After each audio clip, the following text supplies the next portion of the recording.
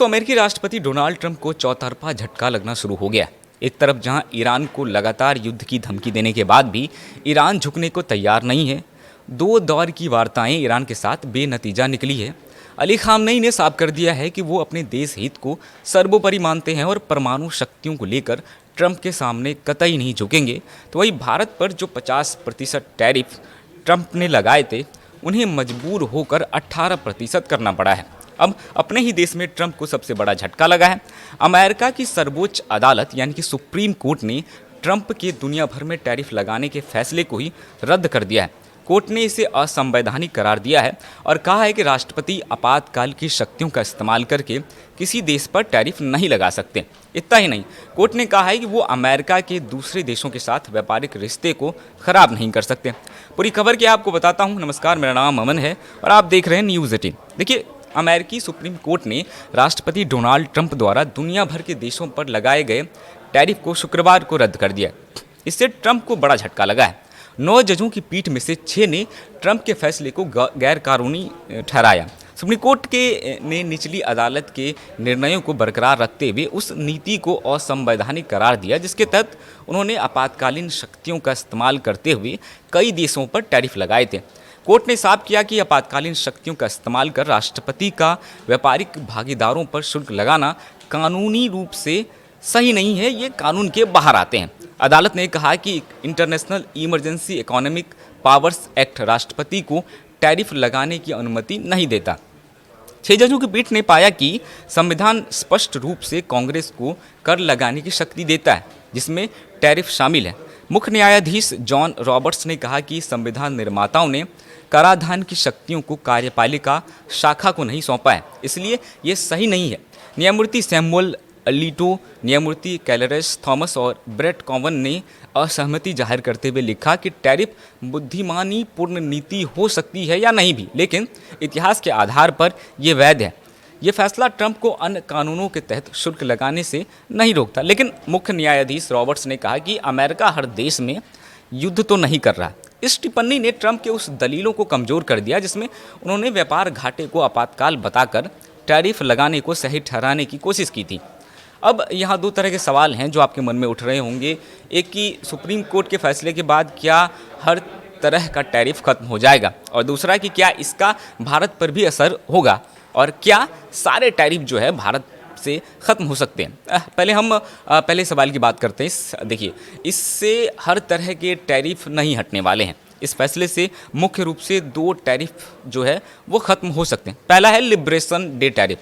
इस टैरिफ के तहत अमेरिका ने दक्षिण कोरिया, जापान, यूरोपीय संघ और कई अन्य देशों पर 15% तक की जो दरें यानी कि टैरिफ लगाई थी, जो कि पूरी तरीके से ख़त्म हो सकती है। वही दूसरा टैरिफ है ट्रैफिकिंग का।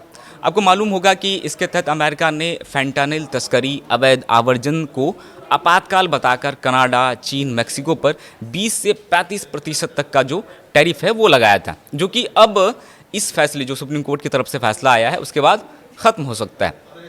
अब दूसरा सवाल इसका कि क्या भारत पर इसका असर होगा और क्या सारे टैरिफ जो है वो ख़त्म हो जाएंगे। तो इसका जवाब है नहीं, सारे टैरिफ भारत से ख़त्म नहीं हो रहे हैं, लेकिन इसका असर भारत का अमेरिका को निर्यात किए जाने वाले लगभग 55% सामानों पर पड़ेगा। आपको पता ही होगा कि अमेरिका के साथ डील के बाद भारत पर जो 50% टैरिफ था वो 18% हो गया। अब लगभग 55% वस्तुओं से वो भी खत्म हो जाएंगे और उन पर जो शुल्क है वो शून्य हो जाएगा। लेकिन यहाँ ध्यान देने बाद योग्य बात ये है कि अब भी 45% और ये 45% बहुत बड़ा आंकड़ा है जिस पर टैरिफ लगे होंगे, जिनमें 18% या समकक्ष जो टैरिफ है वो लागू होगा इस फैसले के बावजूद भी। और इसमें जो 45% का आंकड़ा है उसमें कौन कौन सी वस्तुएं आते हैं एक बार हम आपको वो भी बता दें। उनमें एल्युमिनियम, स्टील, मोटर वाहन और कुछ मशीनरी उत्पाद जो है जो इस शुल्क के दायरे में अभी भी 45% के दायरे में आते हैं और उन पर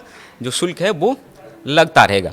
तो वहीं इस फैसले के बाद राष्ट्रपति ट्रंप ने भी सुप्रीम कोर्ट पर तीखी प्रतिक्रिया दी है। वो चुप रहने वाले तो थे नहीं, तो उन्होंने प्रतिक्रिया दी है। उन्होंने कहा कि वे उन जजों से बहुत शर्मिंदा हैं जिन्होंने ये निराशाजनक फैसला सुनाया। ट्रंप ने कहा कि वो 1974 के ट्रेड अधिनियम की धारा 122 के तहत 10% ग्लोबल टैरिफ लगाएंगे। उन्होंने कई दूसरी जांच कराने की भी ऐलान किया। अब ये टैरिफ फिलहाल 5 महीने के लिए लगाया जाएगा। टैरिफ के मामले को कानूनी चुनौती मिलने के सवाल पर उन्होंने कहा कि वे इसके लिए 5 साल तक कोर्ट में केस जो है वो लड़ते रहेंगे। ट्रंप ने कहा कि मुझे टैरिफ के लिए कांग्रेस की इजाज़त लेने की कोई ज़रूरत नहीं है। मतलब साफ है कि ट्रंप सुप्रीम कोर्ट के इस ऐतिहासिक फैसले पर काफ़ी नाराज़ है। इसके साथ ही ट्रंप ने भारत के साथ हुए ट्रेड डील पर भी अपनी प्रतिक्रिया दी। अमेरिकी राष्ट्रपति डोनाल्ड ट्रंप ने कहा कि भारत के साथ व्यापार समझौते में किसी तरह का बदलाव नहीं होगा। उन्होंने कहा कि प्रधानमंत्री नरेंद्र मोदी मेरे अच्छे मित्र हैं।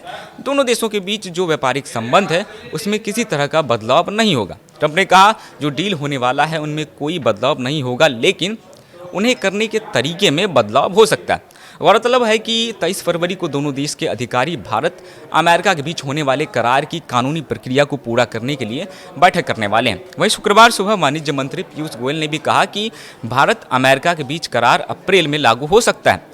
खैर, सुप्रीम कोर्ट के इस फैसले के बाद ट्रंप ने जो टैरिफ के नाम पर एक तरफ से दादागिरी कहें कि या अराजकता भी कह सकते हैं, वो फैला है पूरी दुनिया में, अमेरिका में भी, उससे अपने ही देश में करारा झटका लगा है और ट्रंप जो है इस झटके से चारों खाने चित हो चुके हैं। लेकिन देखना ये होगा कि ट्रंप प्रशासन आने वाले दिनों में इस पर किस तरह का एक्शन लेता है। और जैसा कि ट्रंप ने कहा कि वो एक अन्य कानून के तहत 10% ग्लोबल टैरिफ लगाएंगे, क्या वो वास्तव का रूप लेगा, और अगर हाँ तो क्या इस पर भी वहाँ की अदालत रोक लगा सकती है, जैसा कि पहले के टैरिफ के फैसलों पर लगाया।